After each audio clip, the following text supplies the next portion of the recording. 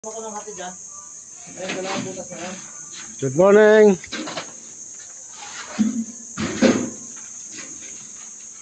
Renosyan.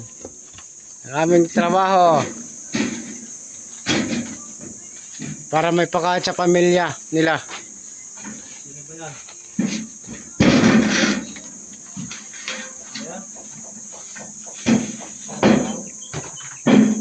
Good morning mga boss. Good morning.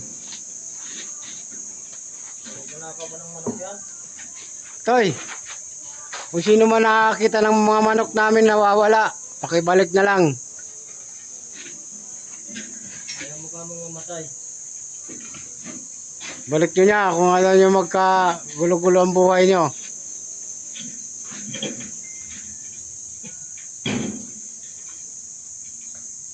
Toy, Yan, pakita nyo ang killer. Yan. ito yung itong mayari ng manok. Tsaka yung isa. Malunggay. Galing kulungan yan. Ito. Galing kulungan yung dalawang yan. Ito yung mayari ng isang bulag na manok.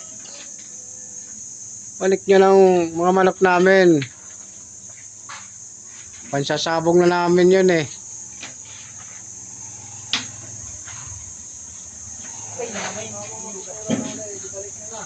Eh sana kung ano na lang alam namin eh. Sinabawan na lang namin kahapon. Akay ko pa kami. May kasamang pula. Huwag mo nang ituloy ka mo. Mga taga Batangas, huwag kayo bumili ng manok. Yung bulag. Anong kulay nun? Bulag at pula. Bulag. Bulag. Tsaka yung pula na manok. Tsaka yung sayo. Kulay puti na. Anong kulay puti na ano? Sinibalang. Tikbalang? Ano daw? Sinibalang. Ha? Sinibalang. Ah, simibalang. Hindi tikbalang. Simibalang pala nga puti na manok. Yung isa bulag. Isang mata. At yung isa pula.